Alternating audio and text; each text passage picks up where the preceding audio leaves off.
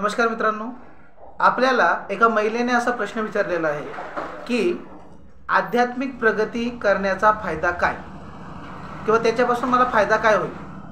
तर मी सर्वप्रथम त्यांना हे असं सांगू इच्छितो की समजा आता हा ग्लास आहे, हा ग्लास मी विकत घेतला.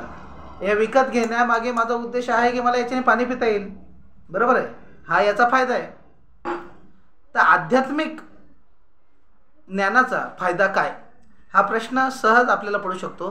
तर आध्यात्मिक ज्ञानाचा किंवा अध्यात्माचा सर्वात मोठा फायदा हाच आहे की हा जो फायद्याचा विचार आपल्या मनामध्ये घोळत असतो, याच्यातून फायदा काय, हा विचार निघून जातो. हा सगळ्यात मोठा फायदा आहे.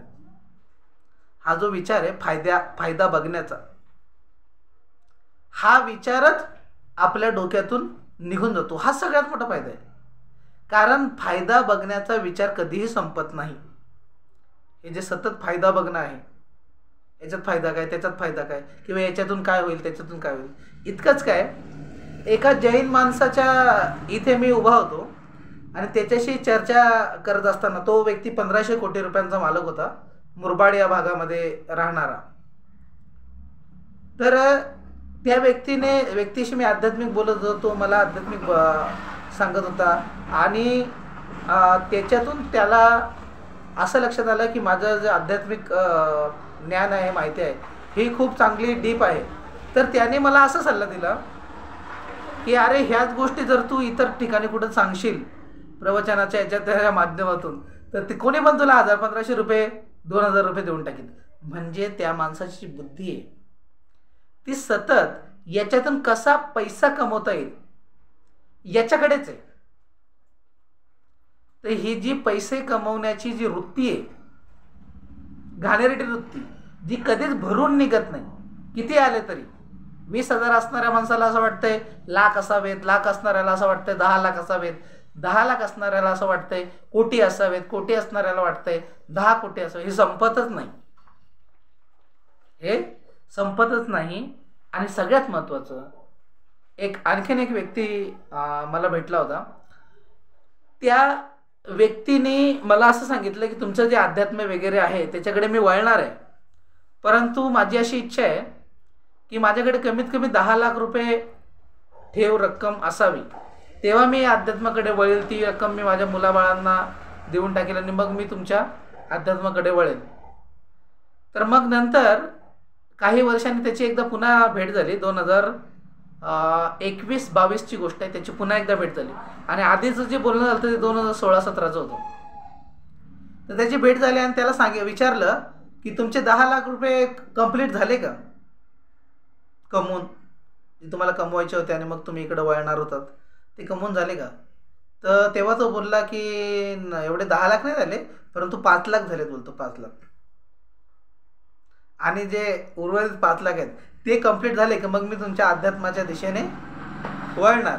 मी माझ्या गुरुच्या आश्रमावर तेव्हा होतो आणि ते झाल्यानंतर मी त्याला हे विचारलं की मला एक सांगा की हे जे 5 लाख रुपये कमवले, या 5 लाख म्हणजे तुमची अर्धी कमाई तर झाली, ज्याच्यामुळे तुम्हाला शांती वगैरे सगळं काही मिळणार आहे. अशा रस्त्याला तुम्ही वळणार आहात शांत झाल्यावर, स्थिर झाल्यावर.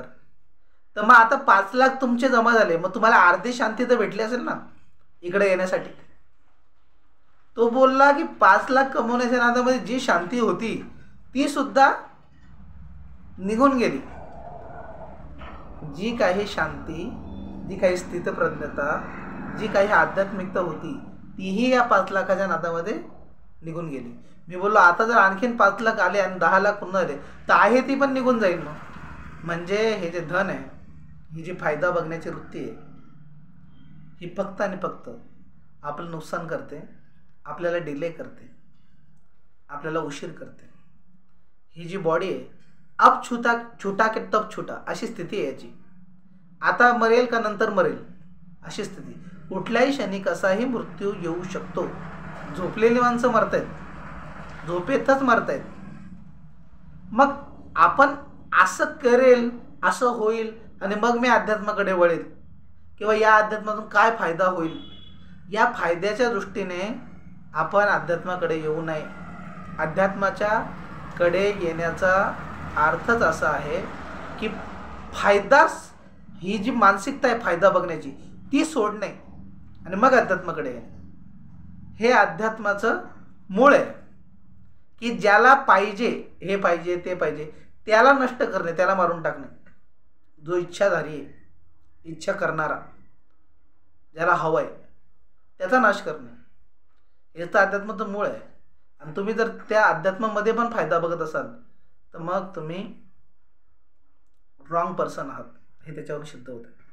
आणि म्हणून जर फायदा बघणाऱ्या व्यक्तीला घालवायचं असेल, मनाला मनोनिवृत्ती परमशांती, मनाची निवृत्ती करायची असेल, हाच सगळ्यात मोठा फायदा याच्यामध्ये तुमचा होणार आहे. हाच फायदा आहे.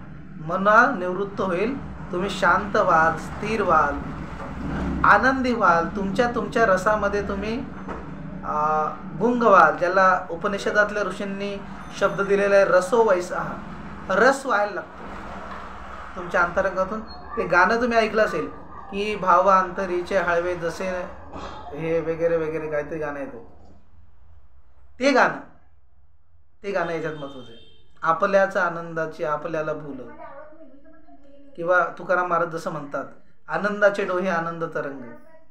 ही जी अनुभूती आहे ती माणसाला यायला अध्यात्माच्या माध्यमातून सुरुवात होते. मूर्खांना ह्या गोष्टी कधीही कळणार नाहीत.